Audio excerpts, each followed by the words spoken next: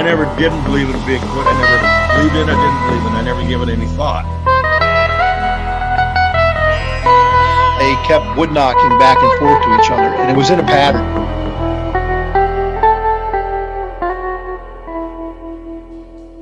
Barn owls don't typically throw rocks. I come across these tracks. Sasquatch is still not on my mind.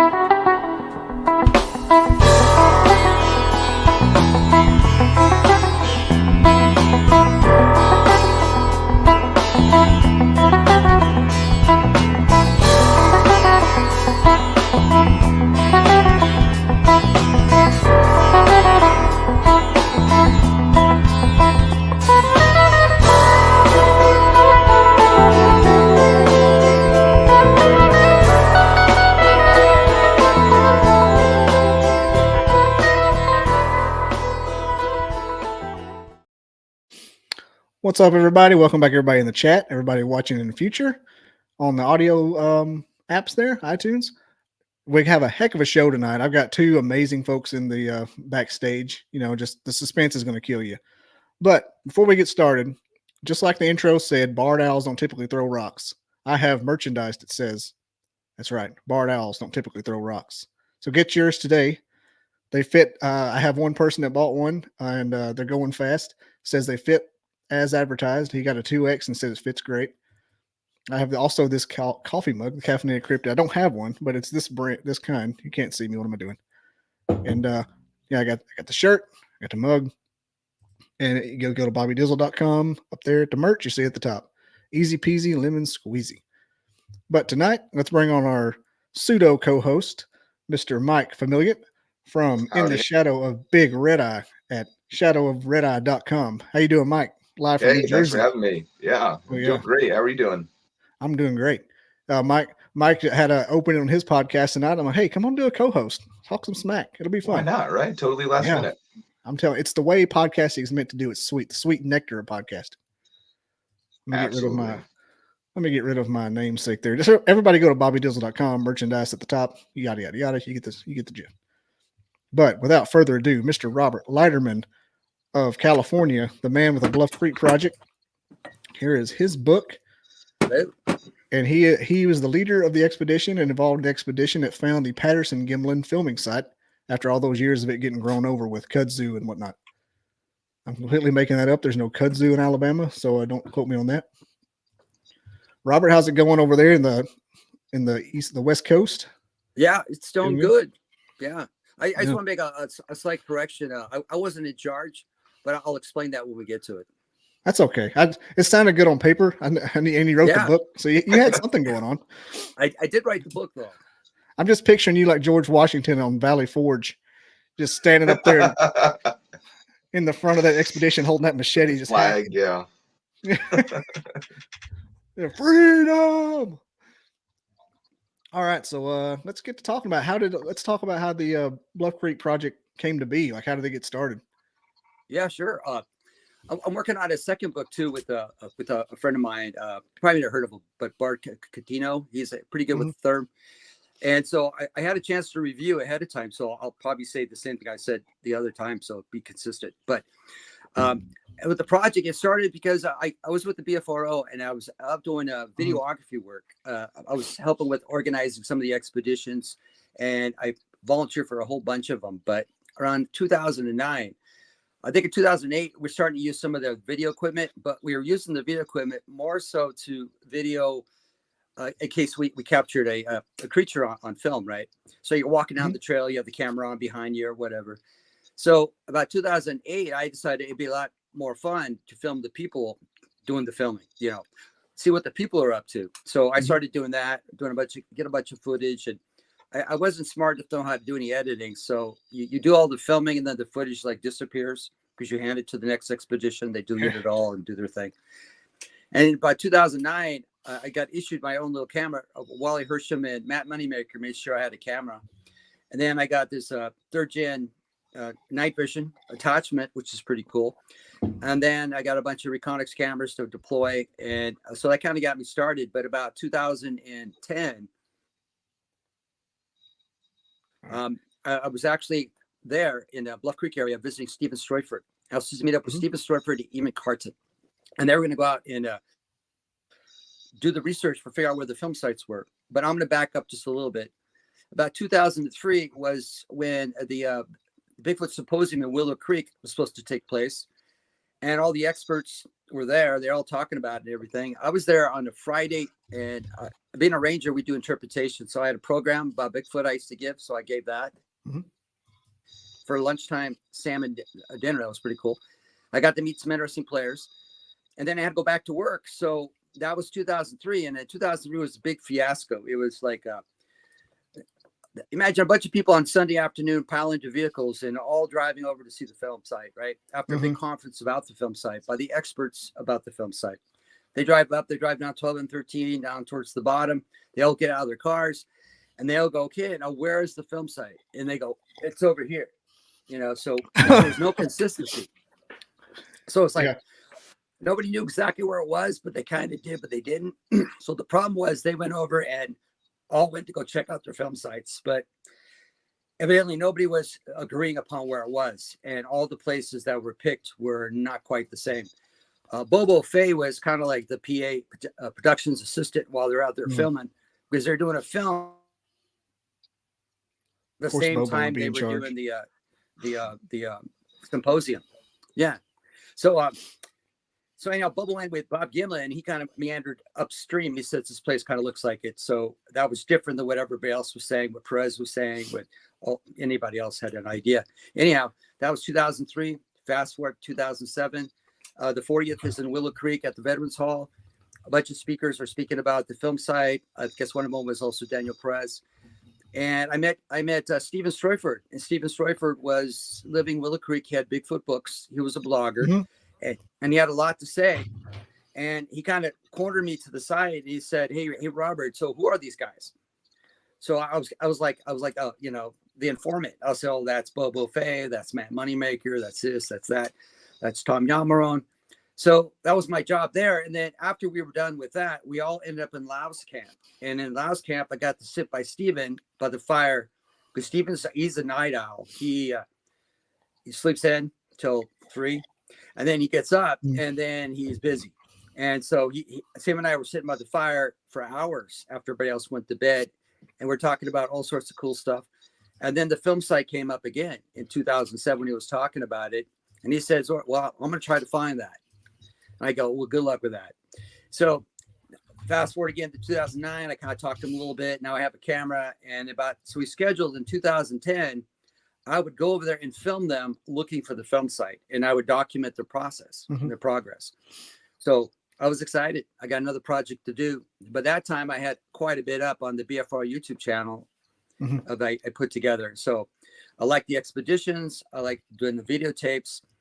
I got tired of doing interviews in the field and stuff where, writing the reports about people's sightings over the phone. I'd rather be in the field. So anyhow, so in 2010, I show up at the bookstore, and it's in the book, my first impressions, which actually end up being the last impressions you remember, but they're the first ones entered. But anyhow, I show up there, the front door is open, and I hear bass real heavy, boom, boom, boom, coming from the open doors. So I'm filming as I walk up. I go walking in there, and there's books stacked on the edges of bookcases are all filled up. There's like books everywhere. And right behind the desk, there's this little head pops up, and it's Steven. So I go over to chat with him, and I got the camera rolling, and he was kind of a little annoyed that I didn't ask permission first before I started filming, but we got over it. But he says, "Yeah, you asked me to do this. This is our project." So we sat down, and he went through his PowerPoint outline, which is his blog. And I learned so much about the film site. I couldn't believe how much information he had to share. So after that, I headed out into the field, and I was all over the place trying to find those 5 sites they talked about. Looking everywhere, filming as I went, getting lost, filming again. And it wasn't until a couple days later that Stephen Stroyford and Ian Carton showed up. And that's the crew. At that point in 2010, on that September day, it was Stephen Stroyford and Ian Carton. That was the Bluff Creek Project. Of course, they had another name for them then. When I started videotaping, it was the Bluff Creek Film Site Project is what I was calling it. Anyhow, so I got to film with them, and they were discussing things. And you know how you kind of surround yourself by people, and next thing you know, is like you're actually having a good time. Yeah. And instead of keeping my mouth shut behind the camera like I'm supposed to, I started asking questions a lot more. And then and I think by the end of that trip, it was like, hey, Robert, how would you like to become part of this project? So I became member number 3, and that was in 2010. So my role at that point was not only the videographer who was documenting the process, and every time we got back, I would edit it, put a little thing up, and put it up on the YouTube channel so people could see our progress. And we did about 72 of those that I put up about our progress over a couple of years. I know there's only a handful of people on this planet who've watched them all. It's amazing. But anyhow, not the footage. I mean, the fact that they sat there and sat through 72 videos edited by me. I mean, 72 vlogs, just looking at it like the FBI. Yeah. Say that again. I said you're sitting through 72 vlogs that you put up there like the FBI scanning for something. Yeah.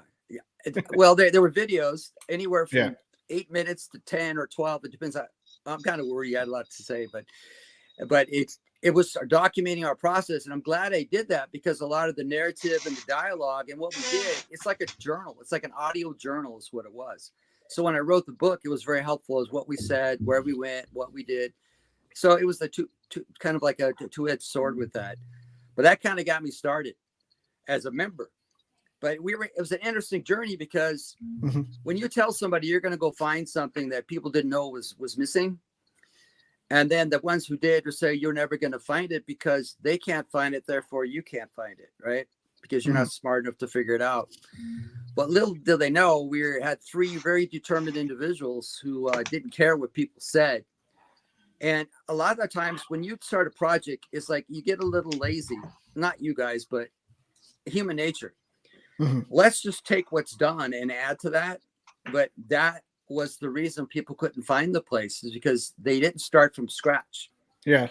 Step 1, and break down the evidence step by step, and then compile as they went. I'm glad we did that, because I had really good friends who said, oh, you'll never find it. You're wasting your time. Even Daniel Perez said, we'll never find it. And it wasn't until like the next year that we actually, we finished the map and we gridded it out, compared with the Dehendon 71 photo, if you're familiar with that, where they climbed to the hillside, and it took a photograph of the film site from the southeastern corner. Well, if you go there today, well, not so much today, but if you went there in 2010, it was all overgrown with some game trails and some tunnels running through it, the vegetation. So you can't cut all the trees down to find the artifacts. You had to find them the hard way. And that was crawling through the brush with the ticks and the dirt and everything else, getting poked in the face by the broken branches that are low. You guys probably can relate to that. I can imagine. And we spent it was a lot of fun. So we spent a lot 50 of time. years worth. Yeah. That's a lot. Yeah, just don't be the second guy, because you get hit with all the bushes and everything. I've been there way too many times. But anyhow, it's like not being the lead sled dog. Yeah. Yeah, it's better to be in the sled, I think, take it back. It's still a lot of work. You have to push it with your foot and kind of apply the brake when needed. So and freeze to death since you're not doing much. So pushing with your foot. But a lot of the artifacts that we found, it took a period of time. So it wasn't until I think about at the end of 2010 when we narrowed down the locations to about one of them. And that was the one we called the Cliff Rackman site. And the reason we call it that, because we had 5 different sites. So everybody who claimed a site got to be named in the site when we did our research. So if you go downstream, you got the M.K. Davis site, and that's where M.K. Davis felt it was. And I say felt because there wasn't enough evidence to document it. But that's where he felt it was. And I think, if memory has to be correct, he chose that location because somebody who showed up in 2003 had meandered downstream because everybody was confused and looked around and says, this looks like it could be the place, which with all the sandbars and the terraces and the positions and the trees, it could have been until proven otherwise. So he submitted that. MK latched onto that, and that's what he still holds today, as far as I know, that being the location. Because the reason we say that is because he took a Japanese film crew down there. I think a year after we took a Japanese film crew down to our place. I don't know if you've ever been with the Japanese film crew. They're chain smokers. They're always smoking, and they're carrying around heavy stuff. And one speaks English. And it was kind of interesting because when we got the video back from those guys, when we took them down, I didn't understand a word of it, but it's them explaining cryptozoology and crazy Americans looking for stuff. And there's a lot of laughter associated with it after we speak. And then there's Japanese words written underneath a translation of what we said. So I can imagine how much fun that was. But we did the same thing. We watched MK's. It was the same thing. You know, he was looking around at a place. It's confirmed the location because he walked by some of the cameras we deployed. That was after 2012. And we saw him in the footage. He's looking at him like, oh, I know where he is. He's at the MK Davis site. So then you move upstream and you ran into another position past the Rocky Plug. It narrows a bit. And that is, we call it the Peter Byrne location. It's where the bat boxes are. Well, the reason he got that claim is because some people, where we were researching it and interviewing some people, and he had mentioned that, Peter Byrne took us to this one location that you can drive to, and you can get out and walk to the creek, and there's this tree. There's a couple of big trees, and they have those acorn holes in them. And that was one of the descriptions. So welcome to the Peter Byrne site. That one didn't work because the location didn't fit any of the maps, and it was too close to the river, and there's a lot of factors in it. But it was convenient to get out of your car and point and grunt and say, that's the one. And then when you move farther upstream, you get to the place where it's called the Gulch. It happens to really widen up because you have a feeder creek putting in. This thing's totally backwards. Feeder Creek's kind of behind me. Feeder Creek putting in, and it widens because the creek starts making a little slight turn. And what happened there is over the years, a lot of heavy water movement has dug it out and knocked a lot of stuff down. So a lot of the surface layer that would have been the film site is gone. So is your evidence. So you can claim anything you want, but you can't back it up. But you can say it got washed away. In the background, there's some trees, some big ones, but they're not in the right positions because they had to be north-south to hit the right positions. So that was an issue. And you needed more of a width to cover it off. And I believe you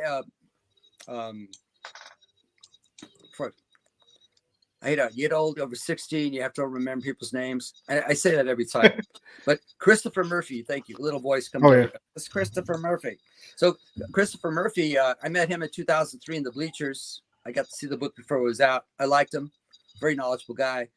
In his 2004 book, and maybe even so in the 2010 book, we used his book a lot. It was like our Bible out in the field, the 2005 book and 4 book.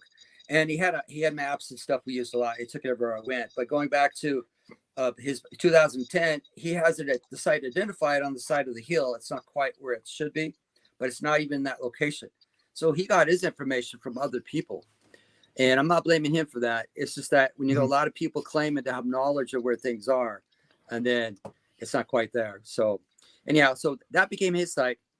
And you move farther down upstream, we have the Daniel Perez site.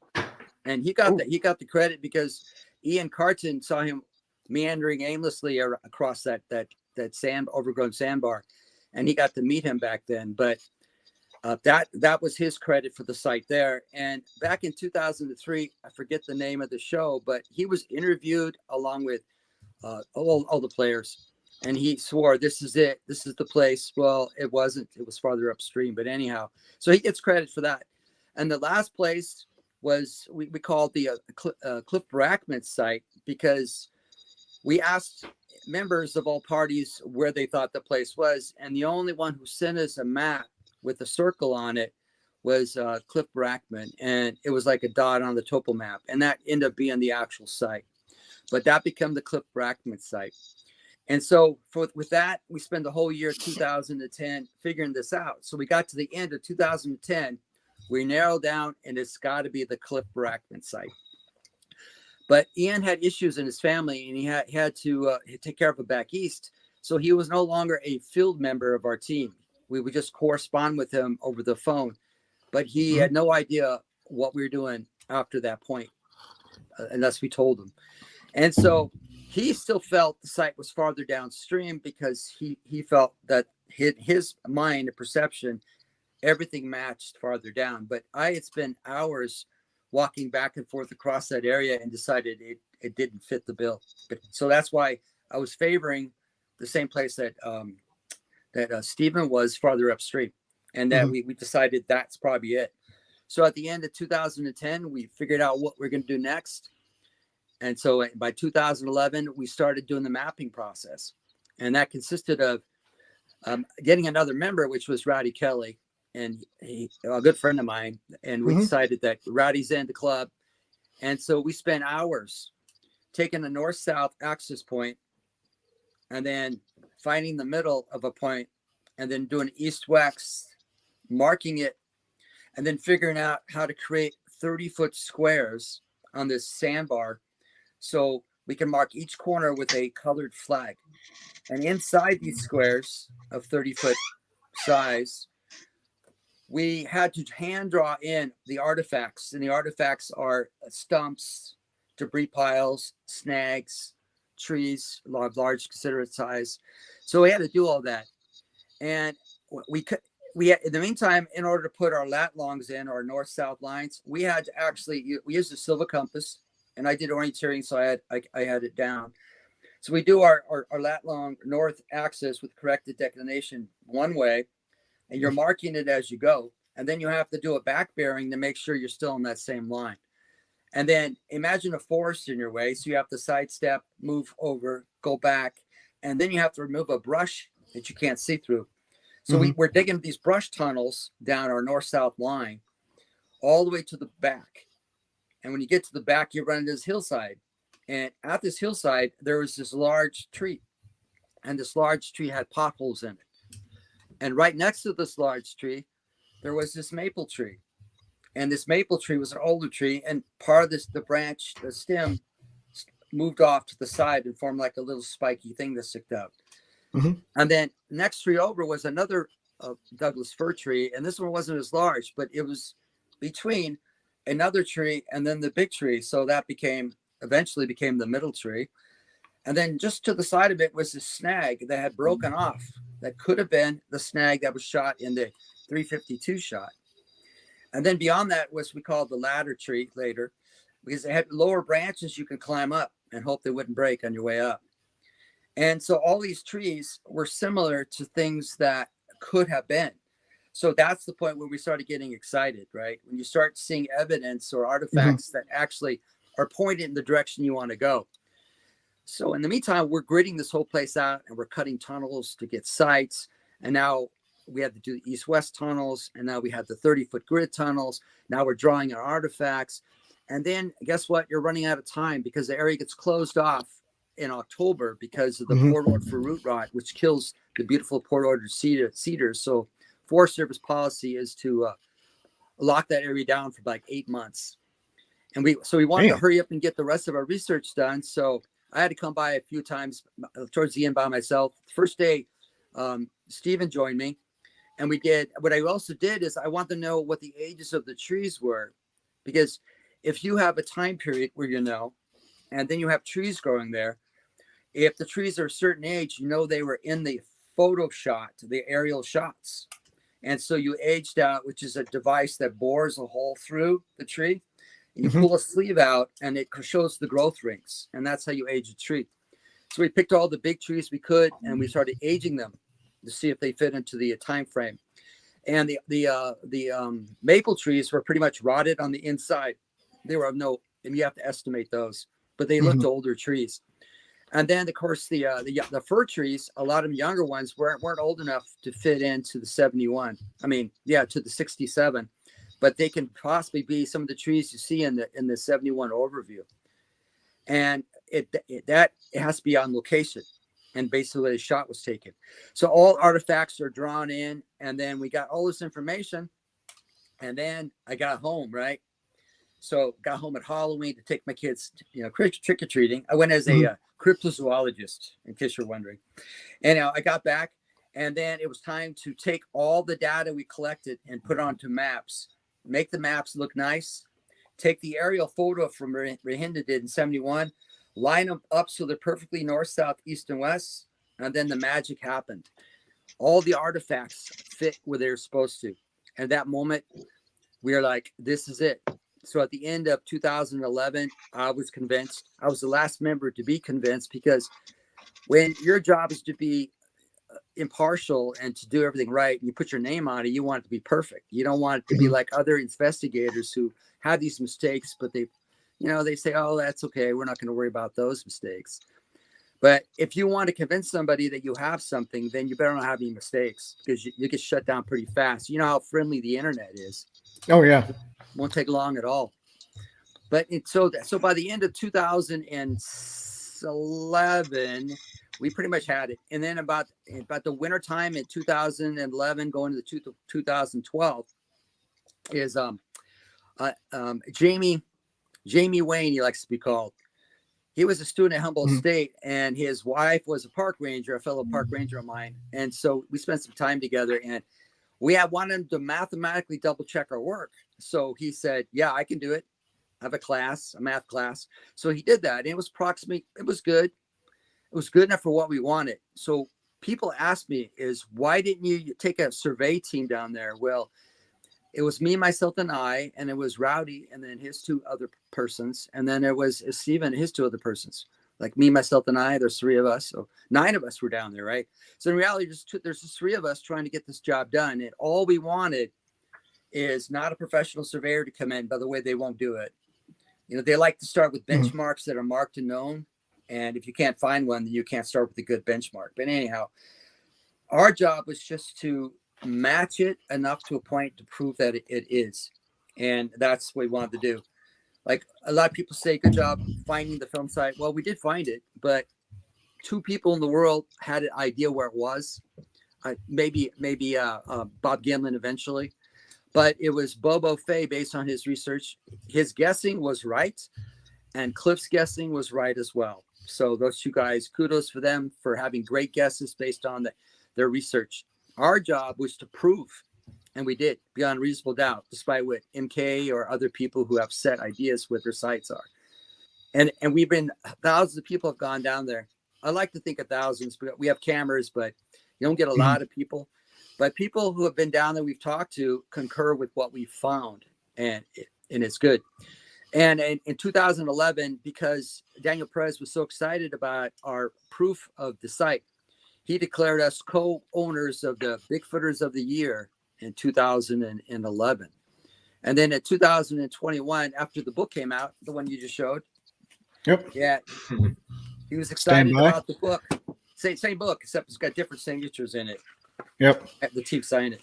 But yeah, thanks for putting that up. Oh, by the way, that picture there. I was about to ask about that. Yeah, keep it up for a little bit. All right. Cross your eyes a little bit, and you'll see there's a Bigfoot in the mist. Oh, the yeah. outline of a Bigfoot is surrounded by lighter color. That's the mist. That's Patty right there. And that was Rowdy's idea and his wife's oh my gosh idea. Yeah, a lot of people don't see that. Squint a little harder, Bobby. Maybe that'll help. I'm trying to cross it. Maybe make it pop out like an old school magic guy. It's funny cool because the photograph that we this is a drone shot by Rowdy. He flew his drone up there and got their drone. And this shot. is the site. Perfect. This is the site on the cover. That's it. Okay. You see that long skinny part on the right side? That's the bowling alley. It goes for about a quarter mile up before it turns. And as you're going downstream from top to bottom, you make that first turn there, and then you make another quick turn. That is the Hendon's X. That's where the X has been put on the map. That's where Roger and Bob had their encounter right there. They actually had it farther downstream next to a large root ball that's hidden in the bushes that people don't see.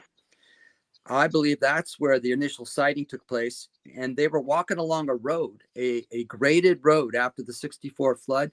They would grade a road in for salvage logging. And they were on that road with their horses when the disturbance on their left side spooked the horses and started the process where Roger had to control his horse, lay down, pull the saddlebag open, pull out his camera, get up. He had bent one of the stirrups, so his foot was stuck. He had to get that out, injured it. And then you had to hobble down the road and follow Patty. She crossed over and went across that diagonal, across the open site there. And he was following with his camera and he filmed in 3 separate positions on the footage that runs about 59 and a half seconds. But that's the Reader's Digest version. But as you can see, that's how it looks today. But those aren't little grass. That's not a lawn. Those are trees. Nope. So it's little trees, isn't it? Yeah, they're little trees. And those in the back are the huge ones. And it's almost directly north and south looking at that. So you can almost figure out that, like on the left side where it protrudes in, that's the side of the hillside. The straight line runs almost like it straight up past that over to the big trees in the background. So it's kind of a cool perspective. When Roddy flew his drone over, I fell in love with this picture. I go, that's going to be on the cover. Mm-hmm. Yeah. Which so kudos side to were Roddy the, and his wife for designing the cover. And I think my daughter. Which side were they standing on? Pardon? Which side of the creek were they standing on when they shot it? They are standing on the bottom side, following the creek. On the left hand bottom. Yeah. See where my name is Roberts on the book. Mm-hmm. Go where the E is, and that's the road was right along the side of this side of the bluff. Yeah. So they were shooting up. They were basically shooting up the cover. Yeah, they're shooting a 45 up the cover, walking straight up, and then I got it now. And then Roger, after he dumped his horse, he had to go straight north. If the cover's north and south, he had to go straight up, and then he crossed the creek. The creek wasn't where it is today; it was farther towards the bottom. He crossed that, and he found his 3 filming positions. So, yeah, that's kind of a cool way to do it. That way, you don't have to open the book and find a map that we did. Yeah, it's all right there. Fun. Yeah, you can judge a book by its cover in this case. you can. Literally, it's the entire book in a nutshell on the top. Was there any items or what you called artifacts when you were looking? Was like the smoking gun? I'd say to us as an investigator, you're trying to find a location, not a creature, right? So you're looking for anything that's going to justify where it was based on whether it's a stump or whether it's a tree in the background, or whether it's a broken top snag, and its positions according to the photograph. Like there are a few stumps left. You couldn't see them originally. We had to cut the brush away from them. Those are landmark stump that are in the 352, and they're also in the photographs taken by Green and Renee. And that's the cool thing about it. It's like being little investigators. You got to find the artifacts, and they have to be in the right position, and they have to be at the right distance. So the distance is a tough one because when Green and Renee did measurements, I think they're off by a foot, but they did them based on what was told to them. Green showed up there about 8 months after the sighting, in the June. And so he's up there trying to look at all this stuff, and they're looking for in the sand. They found divots in the sand where something had walked, and they should have found some pieces of plaster too, where they would have taken the cast there. And we found out that the sand there it's got a high clay content to it. And because of that, it holds its form really well. So it held its form, not fine detail, but enough for an impressions for about 8 months. So to come back and see it. So they can kind of figure out where certain things were. Like based on the photograph, they can line up the stumps, they can line up the snag tree, they can line up the big tree. They had a debris pile that was in the foreground, but you can't tell how far away it is or where it's at. But you can find, oh, look, there's a debris pile, but then you have to recreate the angle of the camera. And then you have to figure out where Roger was to start. So based on the measurements, they did a triangulation method, which is, you say you have 3 stumps, right? And you're the 4th point. So it's like a kite, right? A kite shape. Or I'll go with the V shape. So it's like a V. You're at the point of the V, and you look for it, and you have the end is the back of the V. Well, if you want a more accurate position of where Roger was supposed to be, then you need 2 points of contact, right? And then you take an angle off 2 points, and you go to a center point. So what they had measurements from certain stumps and some snags that aren't there anymore. They were alders that decayed and are gone. We can't use those. We can only use the stumps that are there. And then what we have to do is identify which stumps were they talking about based on distances they had between the stumps. And then we know approximately which stump it was. And then whether it's a leaning stump or a standing stump or a big stump. And that's why we had the names like Big Stump and Leaning Stump. And my favorite is Smiley Face Stump. And that's the one that's right in front of Patty and 352. And you look at that stump and you see it. If Patty is 7 foot tall, then that stump should be a lot bigger. And the interesting thing is when you measure that stump, it's 20 inches wide and about 40 inches tall. And that's beyond her, but in front of her view shed in terms of you're looking at her. And so based on that alone, my brain's saying, oh, she's not 7 foot tall. She has to be smaller. But that's a debate going on. Mm-hmm. But anyhow, so you got those lined up. And so we did measurements and we figured out. And I'll go back to 2012 when we brought Bill Munns down. He had never been there before. It was his first time. He walked from the parking area about a mile down there twice and a mile back up for 2 days, warm out. But we guided him down there, and he had also have some maps that he created, pathways, and he did everything that he did from watching the movie gazillion times. And he drew maps of where Patty would have gone based on estimating where the trees were by watching a movie. Pretty phenomenal. So when we got him down there, finally, we cut him loose. Like as soon as we got to the upper sandbar, we kind of cut him loose. And because you know how you're talking to somebody and they're corresponding with you, and the closer you get to the place, the quieter they get. Mm-hmm. And there was a point when he was answering yes, no. And at that point, I says, you're in front. It's that way. Follow the flags. So he walked, followed the flags. And when he got to the place down the center north-south axis, at this point, you couldn't see a lot of these stumps. They were still covered with vegetation, but you can climb through a tunnel of vegetation and eventually get to see a big tree in the background. And when he arrived there, he smiled. He started smiling, and then he stopped talking. And I asked him a couple questions. He had a couple of smart answers, and then he was looking at his notes, looking up at the top, and then he just went off to the right. I go, he's on. It's like a bloodhound. He sniffed it out. So it sounds like a coon dog. Yeah, he's like, oh, there they are. His head's nodding. He's looking. And then he disappeared off to the right. And so the rest of us gave him some space. And we kind of hung around telling stories, talking about how we come across all this evidence and artifacts and how do we know when you can hardly even see them. And anyhow, so when he came back, walked over to us, he had the same smile on his face. And he goes, yep, this is the place. And then he said something about, I've been waiting 4 years for this. And then he says, well, the Laurel and Hardy tree are here. And I go, what do you mean the Laurel and Hardy tree? And he said, one's a fat tree and one's a skinny tree. And where we're standing, it looks like one tree. But if you back up, you see two separate trees.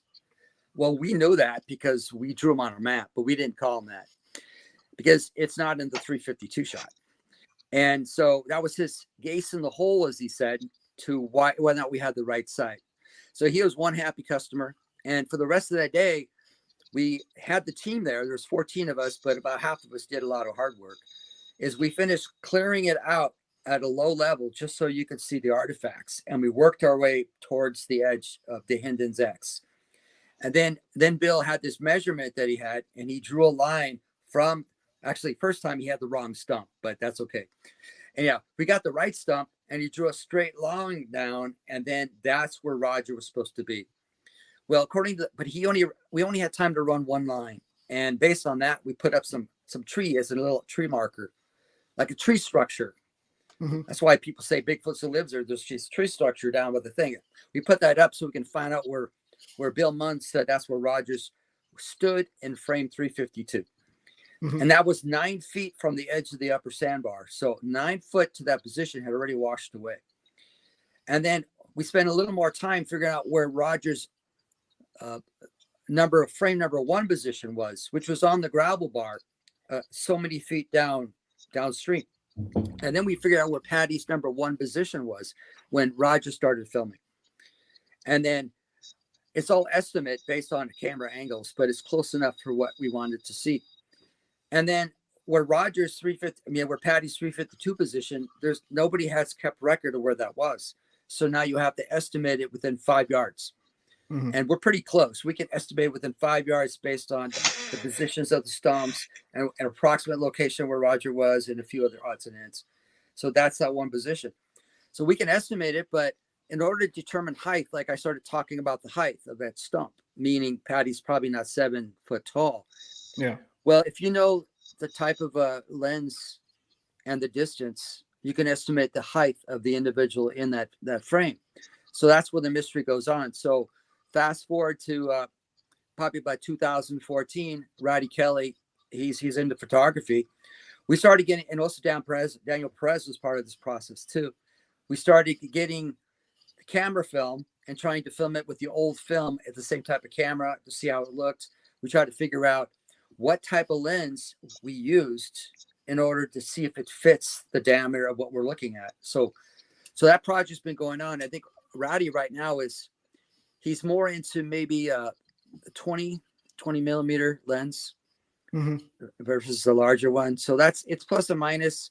We haven't got down this last year to do more work with that, but we would like to get down again and confirm that, because what we also did is we build a platform up there so we're directly on the same level of the upper sandbar, and we use other focal points for triangulation to be more accurate on Roger's position.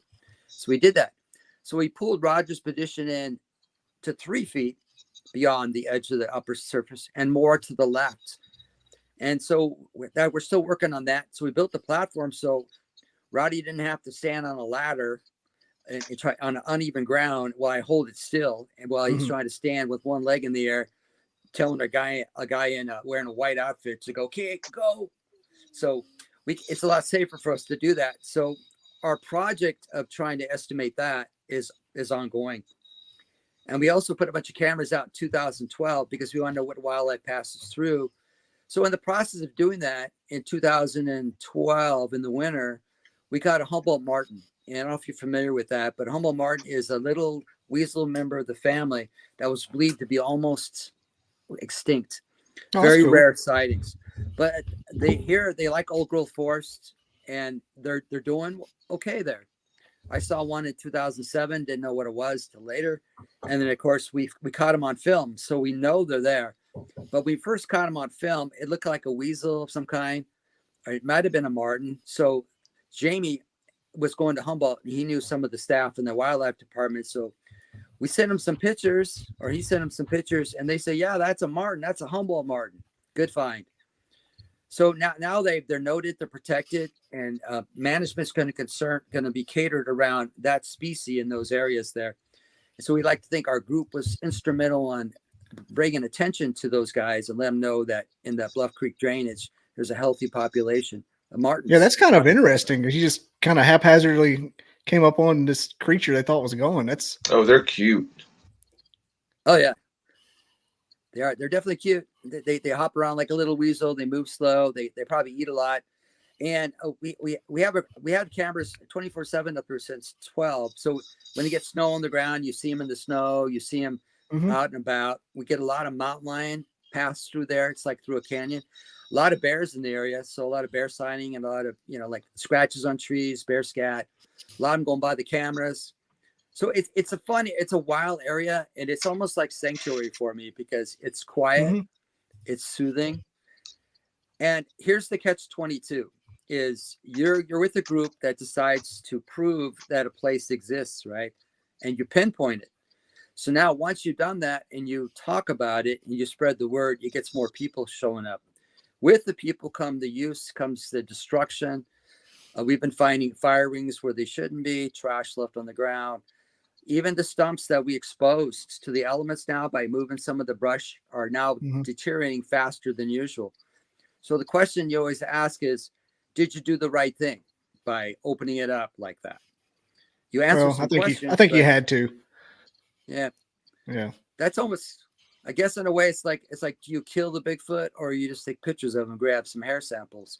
You want to prove a species exists, then you got to have some good evidence, right? And then you're saying, well, we don't want to take a life. And then, well, in this day and age, in the scientific world, you can have all the scat piles you want and the hair samples are great if you can't match them. But if you can't match them to anything, how do you know what it belongs to?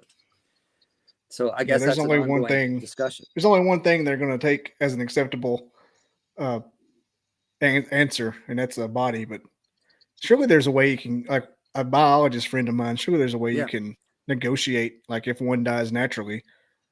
Well, there's stories of finding bodies, but they can't go back to them. So that's the whole problem is when you get one, you got something. If you don't take it in or keep the samples, then you don't have anything. Well, I know this is for another day, but there's always the Shmeha killing of alleged of killing 2 Bigfoot creatures, a juvenile, and shooting at an adult, and then burying a juvenile near a bear wallow section. Well, and then the sample was brought back after being retrieved like 10 days later after a heavy snow, and you find out it's bear. It's got human DNA and it's got bear DNA. It's got human DNA from the person who collected it. And you got bear DNA because that's a place where bears love to wallow and pass through. So it just adds some questions to the whole story, but I know that's for another time. But having the DNA is going to be pretty important, and the best way to get it is probably, unfortunately, is to have a carcass. I know some people argue that. There's people who don't want to touch them. There's people who want to prove it. I'm okay with how things are. I don't need to have to go get myself a body to prove it to myself. I haven't had any sightings, but I had weird stuff. But I'm okay with that. Some people aren't. I know my research buddy Bart. He's had 2 thermal sightings. He's had one where he was able to see it in the thermal, but the unit wasn't able to record in the early days. And then he had one in 2012, I think it was. Yeah, 2012, where he watched it for 50 minutes on a thermal in a place in the Sierras, pretty close to the Sierra kill site. And that's a whole different story there. But I did the investigation on it, and my job was to tear it apart. That's part I like to do that. I like to prove beyond reasonable doubt. And when I got done, all I got was more confusion on the research on that. But that's a whole different story another time. That's cool. That's awesome that you've done so much work and put in so much field work into finding the actual site. I think that's amazing. Yeah, I would never think I would do that. It's just I'm like, originally when they said, hey, there's this site. It's the Bluff Creek site. You know, that's where they filmed it. Hey, you want to go there every year for the rest of your life? I go, no. Well, I don't want to go to a place where people can't decide whether it's there or not, just on the anniversary day, just to do what? But it's funny how you start out that way, and then you get to meet people like Steven Streufert, who are who's really articulate on information, who sat there with his blog and gave me a dissertation of why it's important. And by the time he was done, I'm like, okay, let's go find it. And you're fired up. Yeah. I like Steven. There's very few people, you meet in your lifetime who you'll spend time with that'll fire you up and get you all excited about things. And that was an opportunity for me. And for me, I thought it was, good. Look at all the great footage I'm going to get. A bunch of guys running around lost in the woods. It can be fun. And then you find out that, this is kind of interesting. What do you mean they don't know about this? You can't see anything. It's overgrown. How are you supposed to find anything? So I'm kind of pig-headed and stubborn. That's what my wife says, but what does she know about it? Yeah. But yeah. So I decided that, I'm going to try. And then I had people tell me there's no way you're going to be able to do it. And then after that, you're like, oh, really? Watch this. So I don't know if you guys were the kid that would tell people, watch this before you jumped off the house, your roof with the sheet. Did you ever do that? Mm-hmm. I grew up in Alabama, so I was more of a hold my beer when I did shit like that. Okay. I think the concept's the same, but the end results evidently are too. But that's always kind of fun. Driving a 4-wheeler way too fast. So, what surprises me about that is that Bob Gimlin couldn't find it a little quicker. You think he'd remember at least the route, but I guess it's been 50 years. Well, it's tough. Well, here's a little bit about Bob's history there. Yeah. You know that Roger Patterson, that wasn't his first time up there. Did you know that? Yeah. Okay, good. He was up there before, and he got Roger to help him out, but Bob to help him out. Roger's help wasn't very good, so he needed some assistance on that. So he showed up there, open mind about it, and they were up there probably. There's no exact amount of days. It's like guesswork. Some people say 10 days. Some people say 7. Some people say 5. They've been to that section on that trip They had rode their horses up there before. They had drive around the evening time, their trucks. They had been all over the place. And then, so he knew the area, and then it all goes down. And then imagine not going there. I was trying to do the math on that, like for 37 years. I guess let's do the math. It's 1967 to 2003. The world changes a lot. Where's my mathematicians to give me the years on that?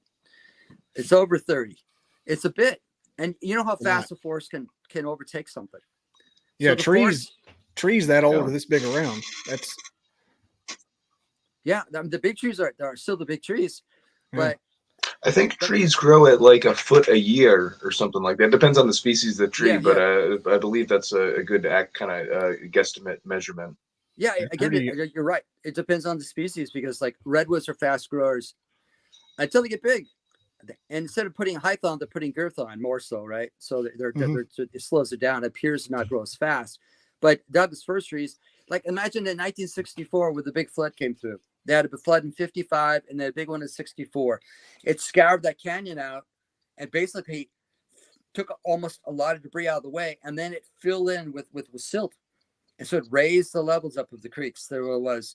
And then the creeks now is trying to eat it all back down again. They get it back to its normal bed. Okay, now a fresh alluvial soil is awesome seed bed. So imagine all the vegetation slowly growing back in again.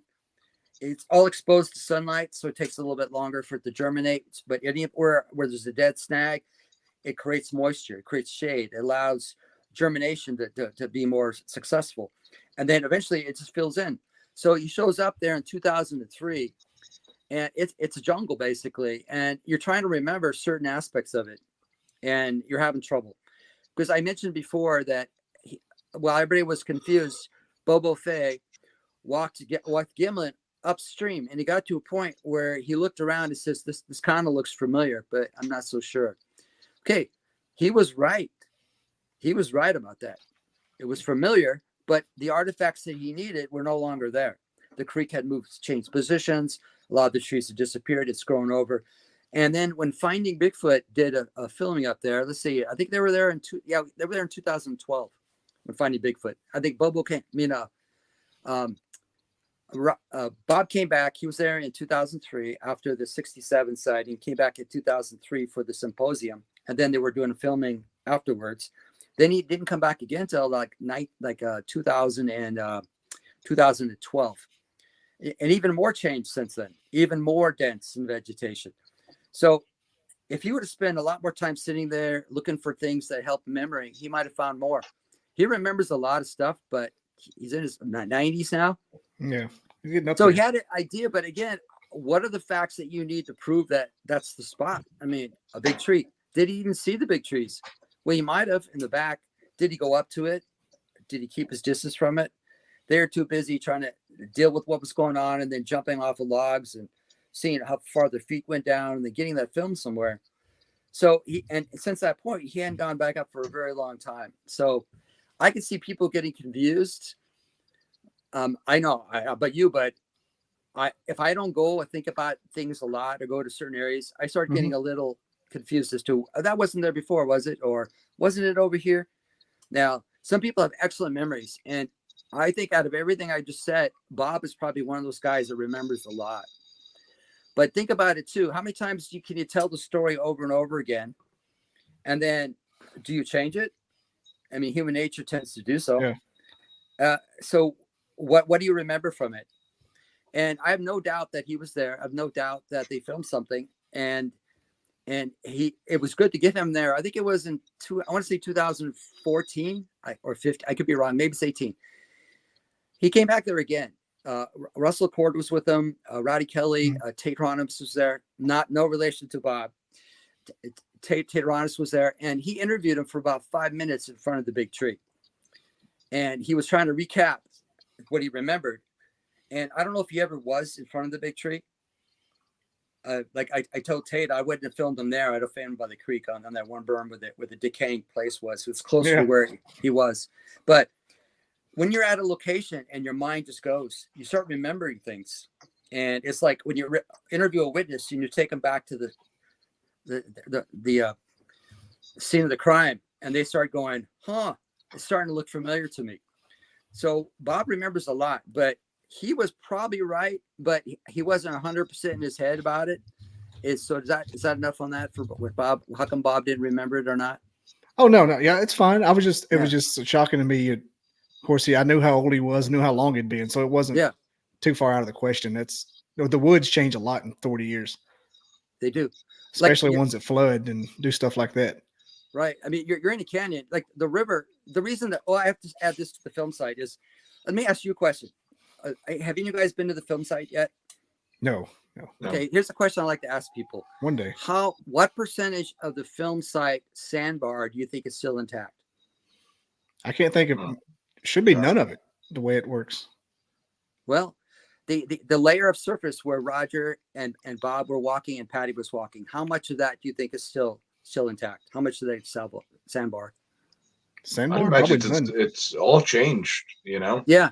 Well, what we did is when we did the grid search is we actually took measurements and we determined the square area of based on where Bill Munns says Roger started filming to the point in the film. You could tell in the film because when he starts filming, there's a stump off to his left, right? So he runs towards it and he crosses the creek. So that's where the channel was originally, was farther in front of him. So we estimate approximately how that position would be. And then we made like a square block, right? And then you take a square block of how the sandbar must have been, and then you color in what's still there today. We figured about 75% of it is still intact. Wow. And the reason being is because of the bowling alley. Do you remember? Go ahead and put that big color picture book cover back up. Stand by. You can. I can. There, perfect. You see that long straightaway? Yep. Okay. Because of that topography, that saved the film site. Because the creek ate its way back to the channel and went all the way down there. And so when it made its 45-degree turn, 90-degree turn, it refracted off a rock. And it kind of kicked back and it ate a little bit more around the Dehendes X area. But it kept most of the film site intact, thank goodness. So it's here today. Can you imagine if the creek were to cut in, it would have ripped that place apart. And it'd be like at the gulch area where the creek had meandered back and forth, totally destroyed it and left some stumps everywhere. And where people thought that was it and that it had washed away. The same thing could have happened there too, but it didn't. Mm-hmm. Yeah, sandbars aren't the most stable things in nature, so you got kind of lucky there. Yeah, we did. we kind of like to think that there's some skill that went with finding it, but but luck is definitely. I don't know how you did it. Because I know how wood changed, and I'm 40 now, and the places I grew up deer hunting have changed, just different stuff falling down. So I can't imagine something like that.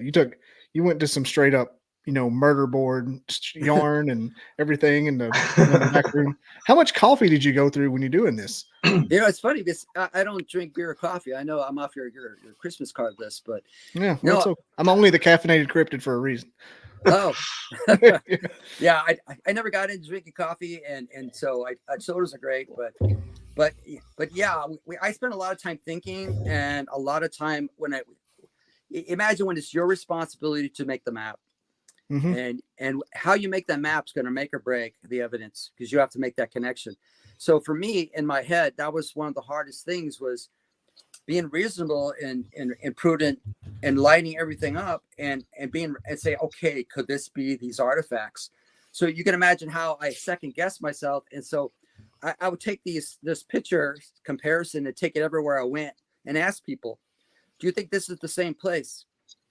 And every one of them said yes. And then one guy says, why did you draw a map of this picture area? I go, perfect. You win. I had to explain to him, no, the map is what is reality. And the picture place was taken a few years before. So that was kind of cool. But yeah, it's a tough thing trying to analyze things and make it work. Yeah, I bet there was people ready to pounce and criticize. That's why you had to be almost overdo the accuracy. Oh, you can't. Even people say, how come you didn't survey it? Well, did you survey it? It's like, can you get a surveyor down here? Good luck with that. And where are they going to find their benchmark to start? It's like finding a scientist to test the DNA samples. They just won't do it. Yeah. Oh, it's like, well, how do you know? I says, well, am I 100%? I'm never 100% because I wasn't there or whatever, but I'm pretty sure that this is the same place based on all the elements. It's like I started out using the alphabet, right? A, B, C through Z as artifacts. Next thing I know, I had to use A, capital A, small undercase A. I had to use numbers because all the artifacts kept popping up that are familiar, and it was crazy. All right. That is, I'll take it down now. I'm worried about your chair there, Mike. I think it was about to fall on you. Sorry. It was making some awful noise. Oh my goodness. Yeah. Sorry. It's The Amazon special. I was trying not to laugh. You had a Geiger counter or something. You got on radiation was pretty. I thought maybe Gojira was an area. Gojira. Sorry about that, guys. That's all right. I was so weird about that. Yeah, you said about the Japanese film crew earlier. I said I don't know about being around them. I did watch 3 old school Godzilla movies this weekend, so it's kind of the same thing. Well, going back to the film crew, it was great having them. One of them spoke English pretty good. The other ones were kind of broken English. So, but they were definitely chain smokers. It's like we're huffing and puffing up and down hills, and they're still smoking. It's like, come on, you guys, you got to be kidding me. So here's what I want to ask now. What do you think of the Bob Hieronimus scandal or the allegations? It's interesting. I haven't done a lot of homework on that. Again, my focus is on a geographical location that is cut and dry for me. But when you look at the window frame of how long it takes people to get to be where and do what, that gets confusing. Or you have a guy who says he's in the suit and he takes a lie detector test. But was one of the questions, were you wearing the suit on the Patterson film site at this date, at this time? I believe not. And Roger was also filming in Yakima. And there's this other thing about Greg Long's book. It's an interesting book. You get to find out what Greg likes to eat as he's writing the book. And every time Bob says something, it's wrong or it's like he's lying. But when the other part, like Hieronymus said something, you just can't remember. But it was kind of a biased reporter. But going back to your question, trying to figure out if he wore a suit and he was filmed, which could very well have happened in Yakima because Roger was working on filming there. And to say that he never wore a suit, he probably did. But do I think it's a suit that's in the picture? The Patterson film. I think my heart says no, but I haven't done the research to prove it is or isn't, because the walk that can't be done can be done. The stride length, I don't recall off the top of my head, but there are some measurements. Bob Titmus had taken some measurements of that. Mm-hmm. And I mentioned before, like a lot of people say, well, Patty has to be 7 foot tall, but not if you're going to take that stump into consideration based for scale, or not if you're going to figure out what type of lens it is and estimate based on that. There's a greater chance that Patty is either 6 foot or below 6'5" on that versus 7 foot. Like Kip Morrill, he's one of our buddies. He's with the Bluff Creek Project, and he's 6'3". I used him for the reenactment investigation at Bart's thermal site in the Sierras. And we compared a glowing heat signature of an unknown subject with Kip's. And the subjects had bigger girth than Kip did. And so you go back to, could that be Hieronymus in a suit walking along with his eyeball, since he supposedly had a glass eye or something, glued into a mask, sticks with gloves on him to try to get the hand lengths right? It's almost like reaching for straws. It's like, and you watch some of these other shows that did reenactments. So like, we did an awesome job. Look how close it is. And you watch it and you're going, you're not close. You're not close. And Hieronymus doesn't kick his leg up in the back when he walks either. I don't know. Well, you think about it. If you have a costume on and you're walking through, let's say you're wearing a costume that's hard to see through. Well, if you have a good costume, like the Planet of the Apes was definitely a costume, or Space Odyssey, 2001 Space Odyssey, where they had all these apes running around, throwing bones in the air. I mean, those are great costumes. But if you're looking at, if somebody is wearing a mask on their face, what's their visibility? And they're navigating an open terrain basically across sand, except for a few undulations on the sand field. And then you have to actually got to stride. So every time you put your foot in and you pick it up, are you going to be able to clear the toe? Are you stomping it in? Like, let's go back to some of the, I've seen some old footage of it. I don't know where it is now, but they said, Roger Bob said that they were jumping off the logs to see how far the impressions were in the sand, and they were filming it and they couldn't match it. Well, so you have somebody stomping footprints across this open area with their feet, trying to make it, keeping a great stride. And I would like to see a group do a great experiment and try to, duplicate some of that, but it's a tough one. I mean, you could go back to some of the earlier reports of footprints by, I forget the guy's name. Justin Sievers just had a new book published. Again, I don't have it in front of me to give the title of it, but he did a lot of research and he talked about stompers and the actions of stompers. But to be able to have some guy who owns a timber company fake a lot of these stuff, and they say he was hiding behind a truck, hanging behind a truck as they're driving to get that wide stride length and deep impressions by weighting the prints. So did Bob Hieronimus walk across there and they film him? And he says he's been there before, but he can't duplicate how he got there where it is. But people forget. So my feeling about it is I don't think it was him. I say think because I haven't done the investigation to disprove it. I look at the original footage, and you have to blow it up to get a good look at details. And that's where the blurry picture comes in, because they blow up this film and now it looks a little blurry.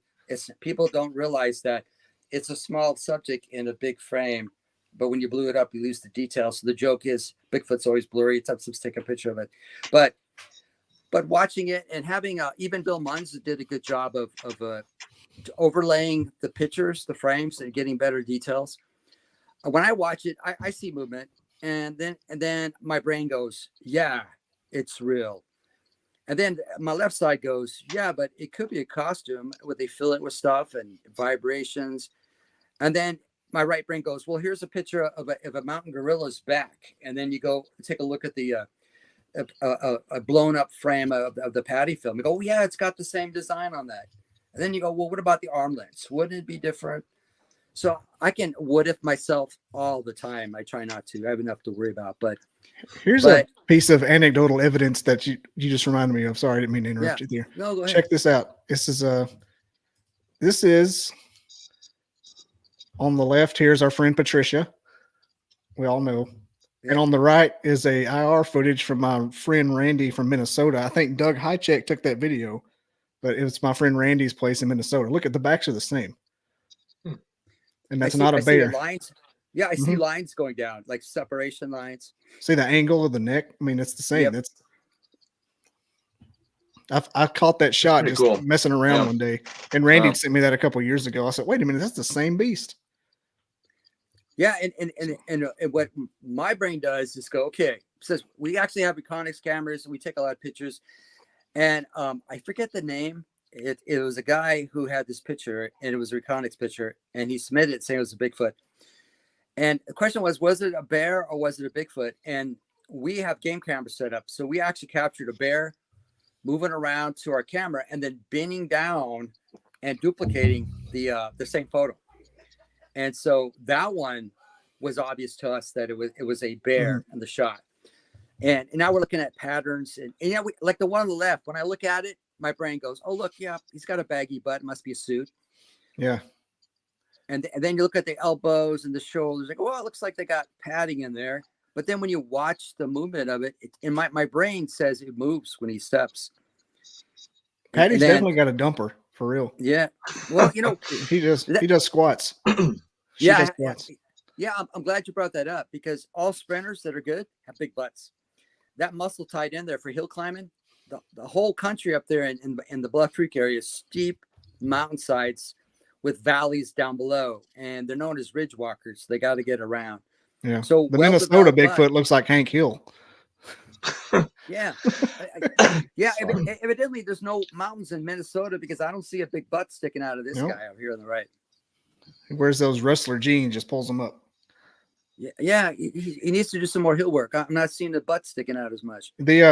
And food for thought, the shot that IR is taking on, I've seen it without something in it, and that's like 6 or 7 foot tall. It's like a person height. That is impressive. The height with you and the weight and the girth, for instance. The shot you have here, I take it this is a one part of a larger shot. I don't know if it's a video or just a shot he got, but like it's one of his better pieces of evidence, and it's in like the woods of Minnesota. Yeah, I see you cropped it down so it matches the Patty picture. So for scale, but do you have one that has the whole shot in it? I'd have to look. It's on a Facebook page, but that I don't know if that's yeah. Let me. Yeah, I'll take it. I got another screen up here. Yeah, well, the reason I asked that is I get people showing me pictures all the time, and it's almost like you can't see the forest for the trees, and I need a lot more angles and a lot more things to look at. Throw the baby out with the bathwater. Yeah, that's how my brain works. Well, I love when people post the photos and it's so blown up, like you were just saying, and there's no definition of any sort of background, or you can't even see the trees in the background, let alone the photo that they're trying to, or the subject that they're trying to show. It's ridiculous. I love the. Well, it's almost like they made a decision for you. Yeah, the circles. Yeah. Here we go. Yeah, Here we go. Do that. Okay. Sorry, I'm getting excited. Oh, no problem. But it seems like people also tell you what they want you to see by showing it to you. It's just worth 1,000 words. So it's like to see the whole thing. Okay. There's the whole picture. God, I wish I had more on there. So obviously a camera picture doesn't take rectangles like that unless it was sideways. That's definitely a cropped up one. I wonder if they got the rest of it.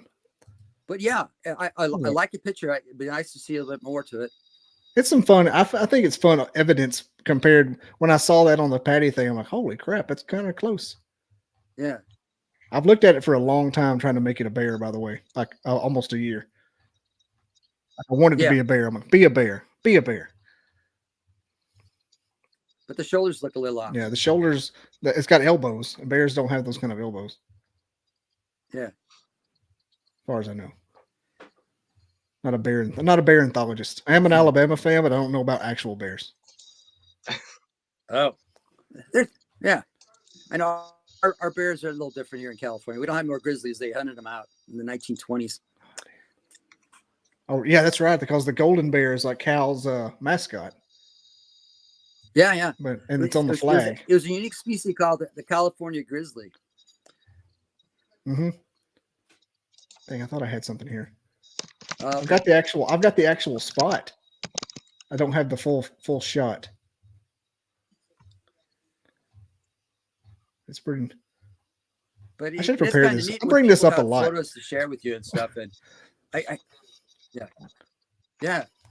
Well, next time you have extra pictures. Let me see what we got here. No, and the type of terrain that was in was did he talk about tracks left behind at all, or water, or what? He's found tracks a lot of times before. I don't know about that particular time because he seems to notice that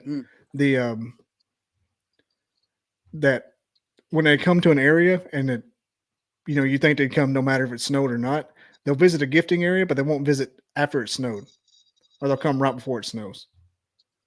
That's definitely insight, because we've done a lot of gifting stuff and got nothing. I mean, I'll tell you a quick story while you're checking that. Back in 2000 and I want to say 2004, I was with Bobo and I was with Bobo, Yamaron, and forgot the other name. Anyhow, we decided because the Yams likes to put out bait station organic apples, so we did that in the site right next to us. So we were the first guys there. There's only in the middle of the campground. There's one more camper that was the host. He had a dog, and he kept himself in the middle. We were on the far edge by site 18. We got there. We decided that it was going to be great. There's nobody here, so Tom Yammer has put some apples out. So we put like 2 stacks of organic apples, about almost a dozen and a half.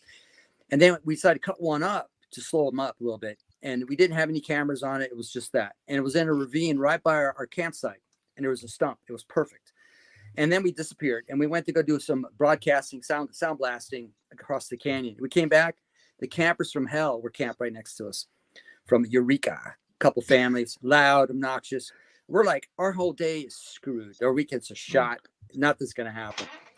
Well, about midnight, they finally gave up the ghost and went to sleep, and it was quiet. So Bobo and I are sitting by this fire on the table, and we had a lantern behind us, and the fire's going, and we're talking about ghost stories, right? So kick it back, telling stories, and then we start hearing some movement around our site, and we keep talking, and then right behind us in the ravine, we hear scrape, scrape, scrape, scrape, and then something running off with heavy feet. We waited about, I want to say, anywhere from 30 seconds to 2 minutes. And then we turn our lights, our flashlight. We went over to have a look. And there's only 4 apples left in the stacking pile. And then 1 was on the ground. And then all the cut ones are gone. All the other apples were gone. And that was one of those things where not a peep out of the campsites. It was a quiet night. And yet something came and scraped the apples and made noise on the way out. And there were no way to get tracks because it was all that decomposed rock. And it was like, wow. My first instinct was to turn the light it up, but our practice was to not do that because every time we light things up, we don't get anything. It's all over. But part of me says, well, maybe it's the sacrifice to make to find out your answers. But anyhow, so that was the time when I was on the fence about a lot of things. And then this happened.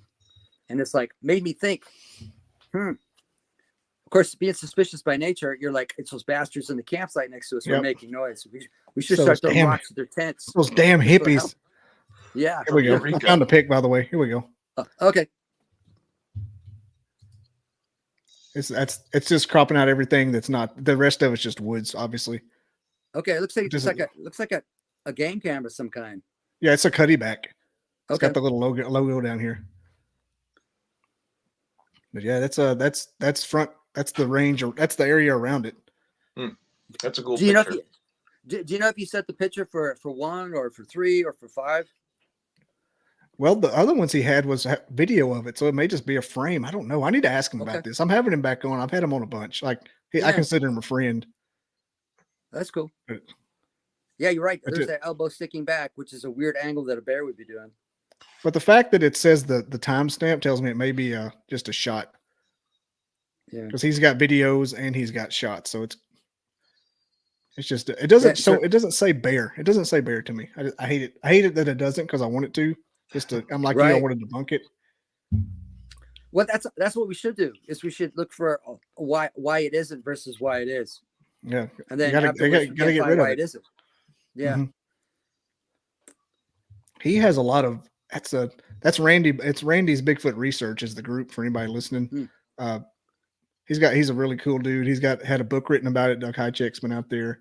The She Squatchers have been there. It's like nobody's not had any fun out there. Like stuff happens, headaches, electronic manipulation. Right. You know, they see a lot of eye shine.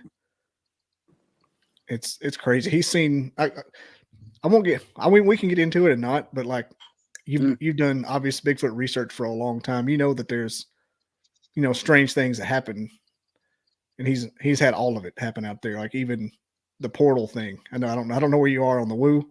I like the woo. I enjoy it. Yeah, because but he's had stuff like that happen a lot. Mental things, his electronics, house breaks into, that kind of thing. Well, that's the thing that comes up a lot. You had a lot of, I've known a lot of researchers over the years, and some have gone to the woo side because they can't explain a lot of things that have happened, so they're looking for other alternatives. Because I've been out before and had some stuff. You're like, what the hell is this? And it's kind of scary. There's one guy I used to research with, and he stopped going out. He went out a couple nights, and that's it. So I finally asked him. He passed away already, but I asked him, I go, why do you not want to stay out? He goes, well, one night I had a bunch of little people show up, and that was it. And I go, what do you mean? The midgets or dwarfs? Or he goes, no, the little hairy people showed up, and they were angry, and that was it. I never came back, and I'm glad I never had to experience that. But it would be crazy to show up at a place and you're something you can't explain and scares you half to death, and you fear for your safety, to go back there by yourself just to see if it's really going to happen again. I guess there are a few that do that, but my name's off that list. I've heard about that happening more than once on this show, and seeing puckwudgies and dogmen, and that's what they look like. I always think of the little guys from that movie Willow, the brownies. But it's not. I don't know if you. That's what I always think of. But the little people always look like they have porcupine hair.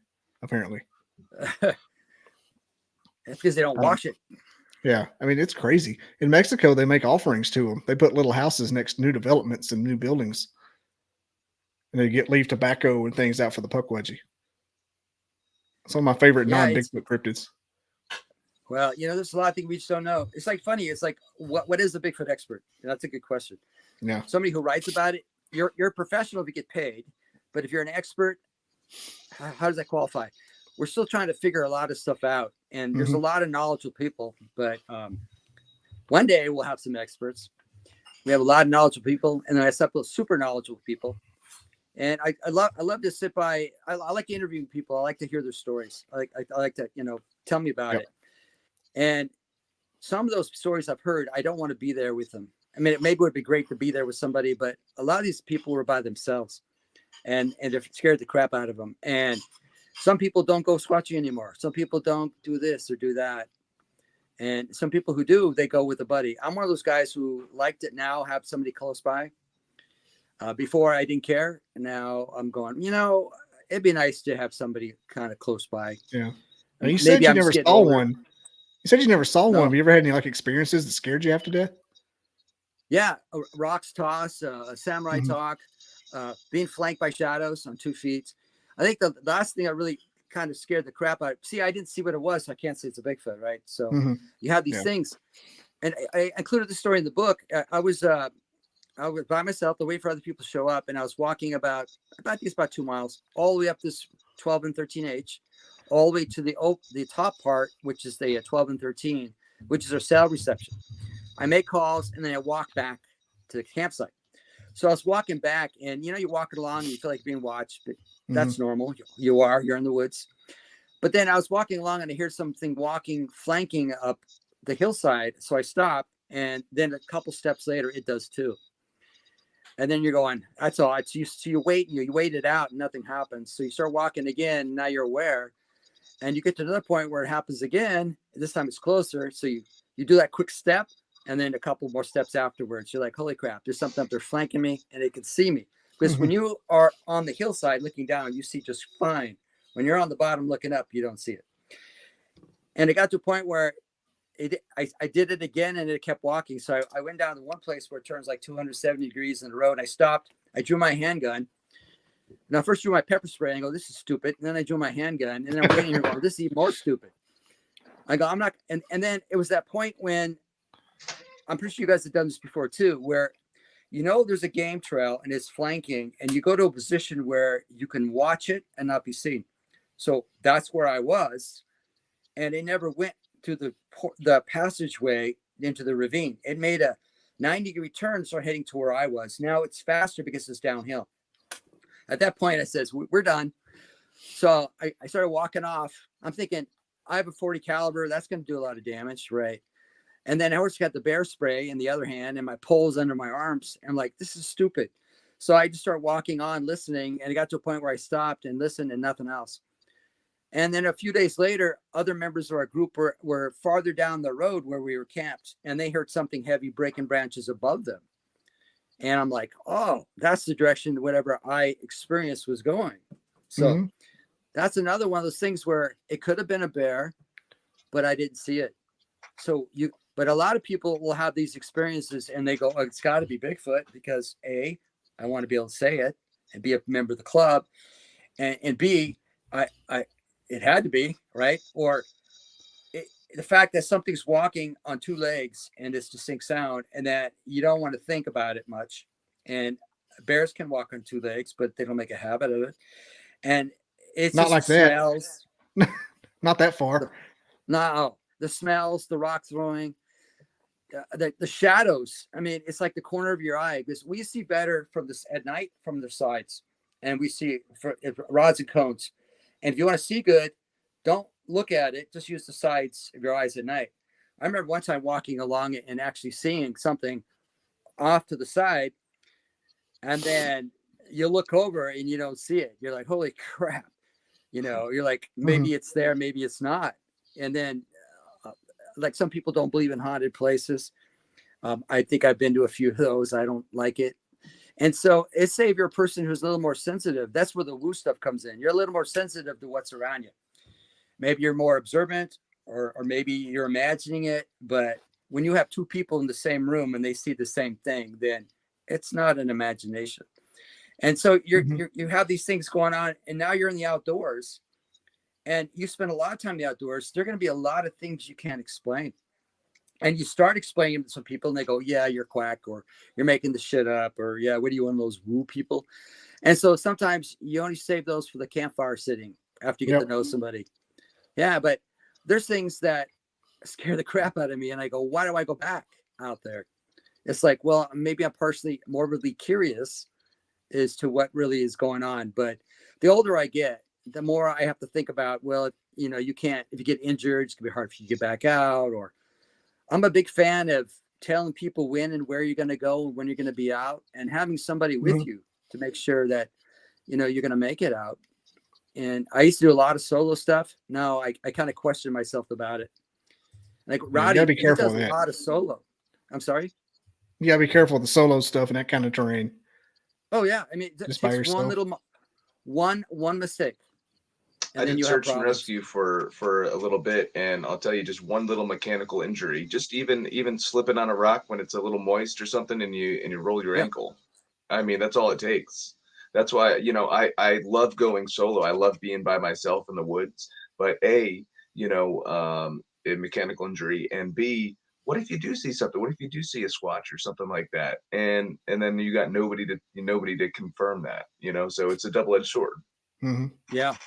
You know how many beautiful sunsets and sunrises you've seen, and beautiful scenes and wildlife shots. And you're like, check this out. And you look around, you look to your left, you look to your right, and you're the only one there to see it. And that's like a gift. But you'd have to take a picture. Nobody's going to believe you. Like I was with one of my supervisors, and we're out on patrol, and it was at the park I worked at Humboldt Redwoods, and we had to pick a truck. I'm going to mute for a second. I'll be right back. Yeah. And we decided to take a lunch break. So we parked the car right on the road, blocking it, right where the bridge crossing was.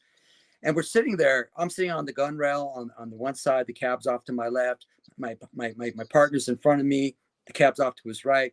And I'm sitting there, and corner of my eye, I see some movement. And I'm like, what was that? And then I see it again. So just up the road, it kind of rolls a little bit. And you're seeing like this much up of something moving back and forth. And then it stops and looks over. It's a cat. It's a mountain lion. Yeah. And like, holy cool, it's a mountain lion. And so you're looking over there, and just when you get ready to tell your guy, because you don't want to move a lot, because it's probably by probably 40 yards away. And they're looking, and they see the pickup truck, but they don't see us because we're in the back. And I go, sorry, I was ready to tell them, hey, look, there's a mountain lion, and another one pops up. And then, holy crap, there's two. So I let them know, and then the third one pops up. Oh, it's a mom and a couple 1.5 years get ready to let them go.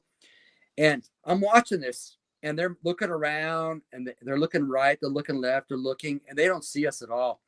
So one of them just peels off to its left. It disappears. The second one peels off to its right. It disappears. Now we're watching the last one there, and we don't hear any movement, but we know they're coming this way. So now I'm going, I better take a picture of this, or no one's going to really remember this. Just it'll be my buddy and I. So I go to my Velcro pocket, try to pull my little digital camera out. So as soon as I did that, it caught it, and it looks towards me. And then the funniest thing was, people say animals don't have expressions, but they do. It went like, and backed up, and then it disappeared off to the left. I never got a good picture of it, but that moment was so exciting to see that. And not only one, not two, but 3 mountain lions, all adult size, walking down the road like they're supposed to. Of course, the next thing I did is, after they all left, is went down to see if there's any tracks. Nothing on the road. It was too brushy. Yeah. That's cool. So you think you were being hunted by them, or just happened to see them all? Oh no! What happened was, we were taking a lunch break, and we were in the back of the pickup truck, and I was on the gun rail. He was on the opposite, and we were eating and talking. and they were coming down the road, and they were surprised to see the truck, and they started looking for the occupants, and one peeled off to the left, one peeled off to the right, and the third one was standing there looking at us. And then when I moved to go get my camera, it saw, and it did that expression thingy and disappeared off to the left. And no, I think it was an opportunity. That was the only way to cross that creek section to get to the one other section, was to go up that road, because it's easy. And here these guys are sitting in your way. And the last second, it's like you're not paying attention. Your head's down, you're walking. And the last thing you know, you kind of look up and there's something in front of you. Like, where'd that come from? And I think that was the case. Mm-hmm. I've been scared like that by just finding a tree stand in the woods. Like, what the? You didn't know it was there. Who was around me? How often do we look up? I mean, very, very That's seldom. the truth, especially when you're walking in the woods. I'm always looking down. I've noticed that. Right. Just you don't want to trip and fall, obviously, but you don't look you don't even look forward. I don't look forward as much as I think I should. Let alone looking up too. I'm all about the snakes, man. I'm always looking for snakes. Well, our snakes aren't as bad as your snakes, I don't think. Our snakes will kill you with their face. There's one thing I learned to do all the time in the woods is I'll walk forward, I'll stop, I'll look around, I'll look down, I'll look up, and then I'll turn around and look behind me. Because what happens is you go one direction and you remember everything till you get to your turnaround point, and you turn around and nothing looks familiar. And so I've learned that is always double back, like a compass bearing. You take your straight compass, you do a back bearing, straight compass, back bearing. And I tend to look up a lot these days more than before. And I look around. Like one time I had to respond to a rape in progress call at Standishiki Park. And so it's like, oh my God, let's get there. So we're running code 3 down there. I zip down the road to get to the RPs, and they're saying, yeah, this guy, I hear this guy yelling, shut the fuck up, and I hear a woman screaming. And it's like, oh crap. So I'm the first unit there. So I'm going down in the dark, walking down the trail, trying to not illuminate things. So I'm running with no light. And I just turn around like every 7th step. I do a little quickie just to ignite, to slow down the trail. I can make sure I'm going.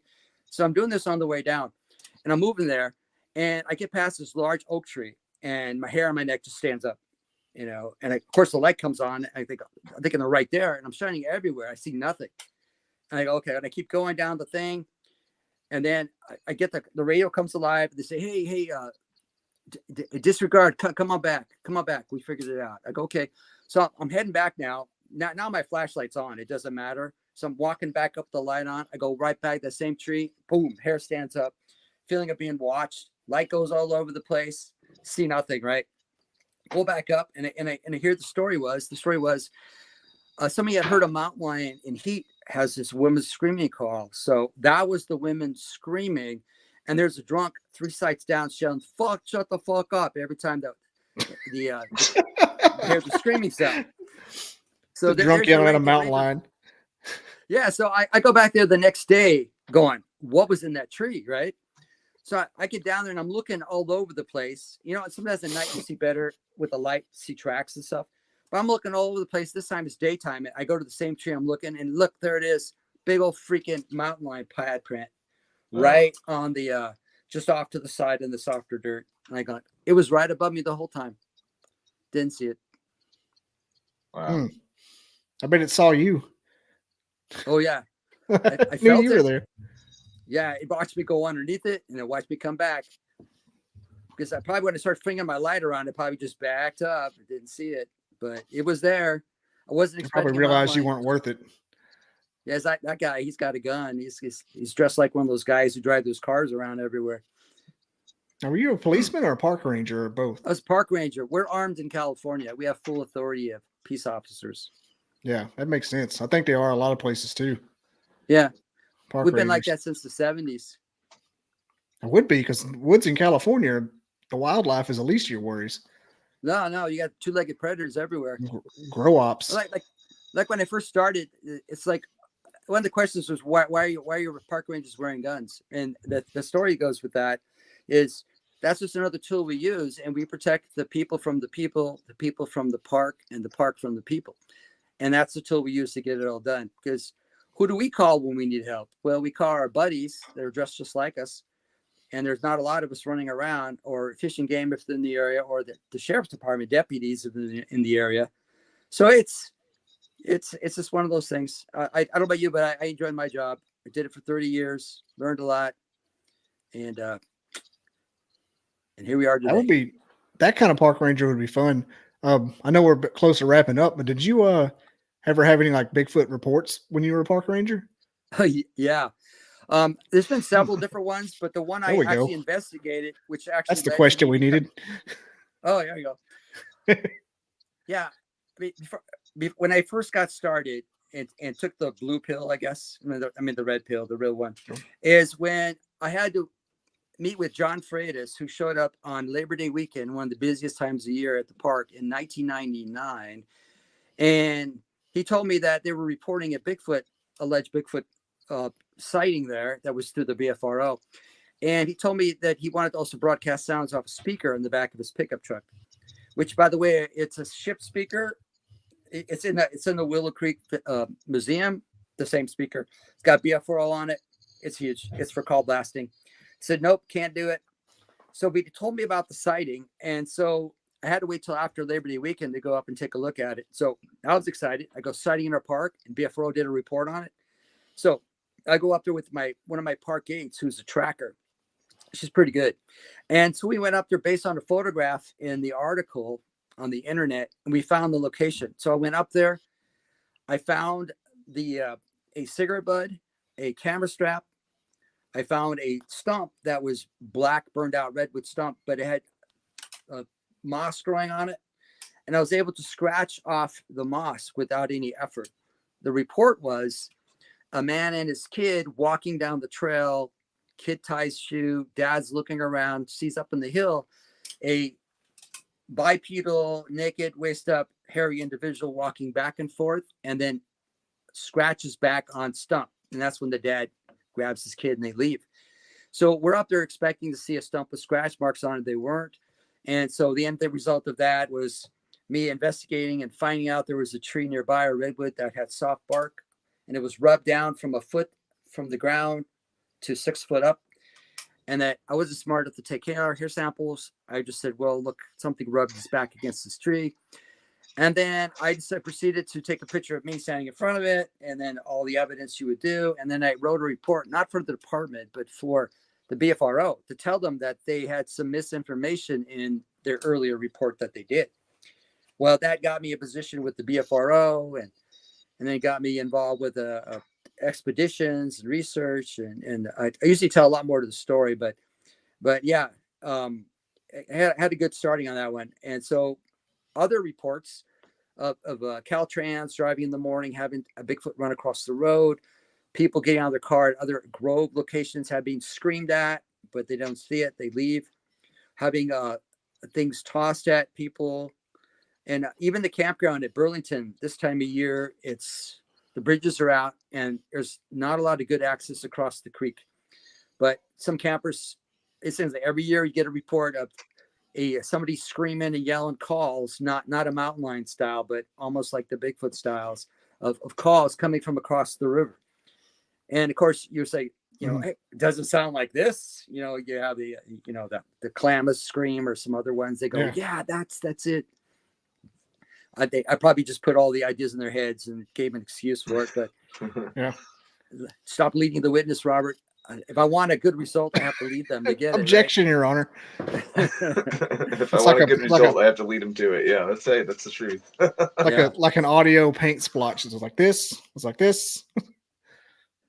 Yeah, it's like a selection. Like I think the great way they do it is you got a big album with pictures of things, and it's like, okay, show me which one it was. Versus, is it this one, or is it this one? It's like, here, look through that and tell me which one you think it was. And that's always a different way of approaching for evidence, because it's really easy to lead somebody when they're questioning what they saw. If you start telling them what they saw, then they'll just they'll disagree with you. So interviewing is a tough job. Yeah, you don't want to lead the witness too much. You want to give them something to look at, but then all of a sudden their mind starts putting it to it for no reason. Right. Misremembering. Well, it's easy. I mean, if I got a vague description of what I thought I saw, and you show me something that just says, "Oh, that was it." Now, From that point on, that's what I saw. Obviously, the ranger told me it was this. This is it.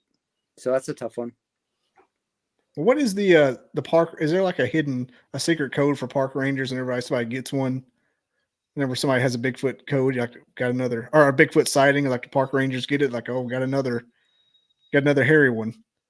No, That's 314 in progress. Yeah, we got a hairy one. That's a 10-100. I'll be back in a minute. No, it's just that we don't deal with them that often to see that or hear that many reports of it. We do get a lot of wildlife misinterpretation, and it doesn't take long to figure that out. But no, we don't speak code on the radio. I mean, I've never been working and say, hey, we got a Bigfoot call over here. I'll be up there in a second. But there was a time that I got my supervisor calling me. He says, hey, I need you to come look at this. It's pretty important. I think you'll like it. That's it. You probably get over and check this out. You'll like it. So that was a big footprint that was in the soil off to the right along a small feeder creek.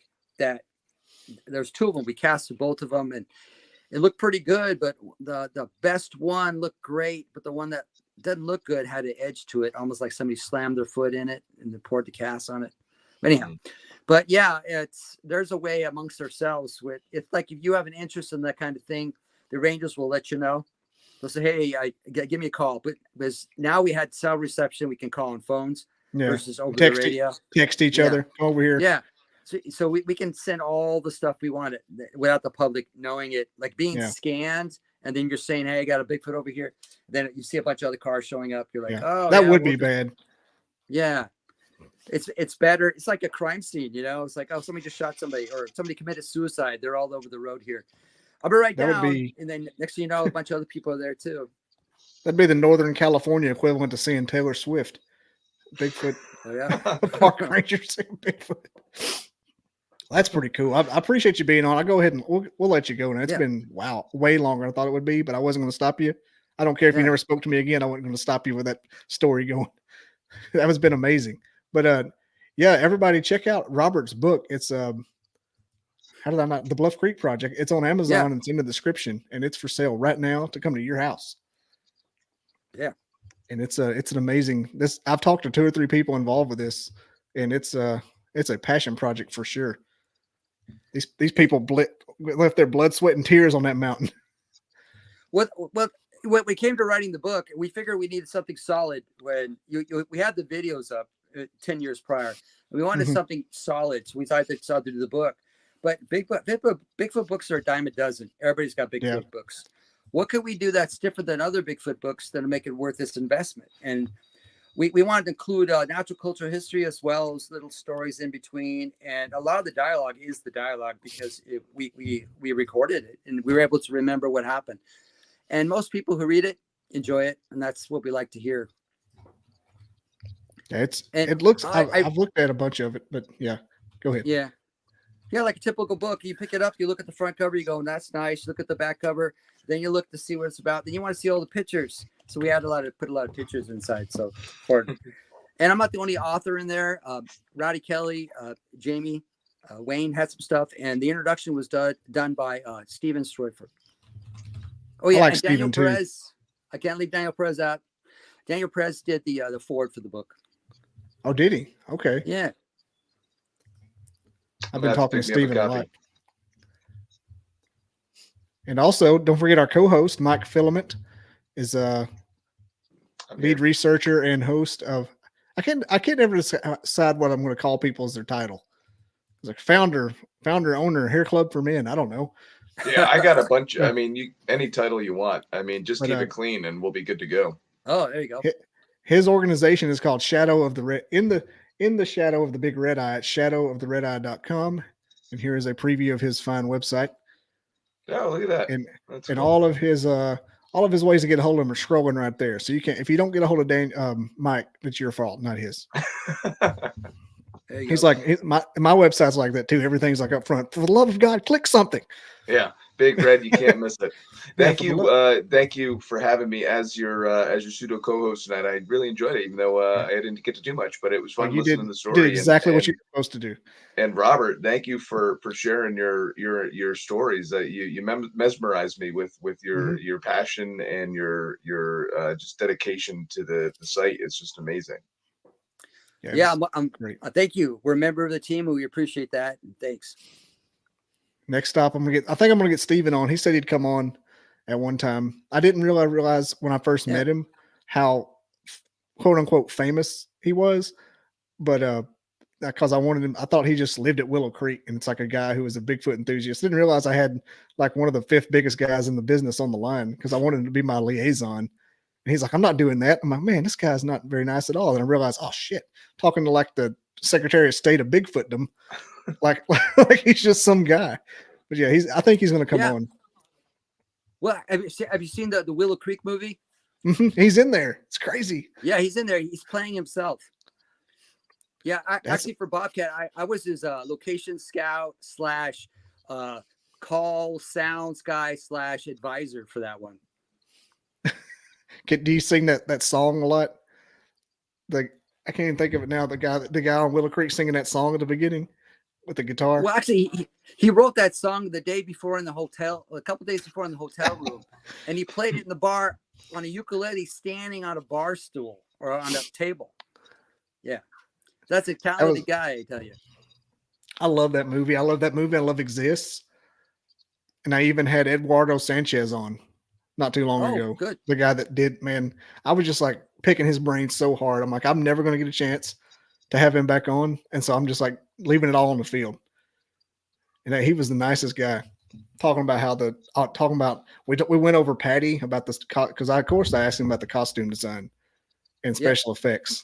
I even made that a clip and put it on a separate video. It's got like a few thousand views, but yeah, it was a good one. So yeah, it's been a lot of fun going down this road. I didn't think I'd be on the Patterson Gimlin trail from 10,000 miles away. Never say never. I'm trying to manifest a Sprinter van so I can and this to be my career, so I can come out and do stuff like that. So you may see me before you know it. You never know. Oh, good. Well, if you're up in my neck of the woods, I'd be more happy to show you the place and make it worth your time. Oh yeah, it'd be fun. Daniel Perez said it's like going to McDonald's now. Said there's signs everywhere. Yeah, he puts up some of those signs too. Come say he sells the t-shirts. He's not immune to this. He's a good guy though. Yeah. But anyway, thanks everyone for watching. Yeah, okay. Thanks Long Island just showed up. Better late than never, Mike. And Robert and Mike, thanks for coming on again, and we'll let you guys go to sleep. It's late for Mike.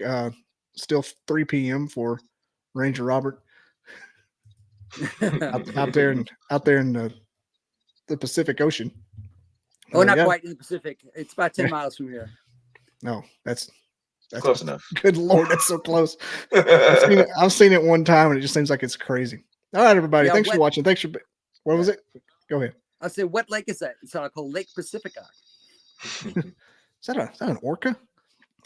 All right, folks. Thanks everyone for watching. Thanks for being on, guys. This was an amazing show, and could have done it without you. All right, that's thank it. you. Peace out, guys. I never didn't believe in Bigfoot. I never believed in it. I didn't believe in it. I never given it any thought. They kept wood knocking back and forth to each other, and it was in a pattern.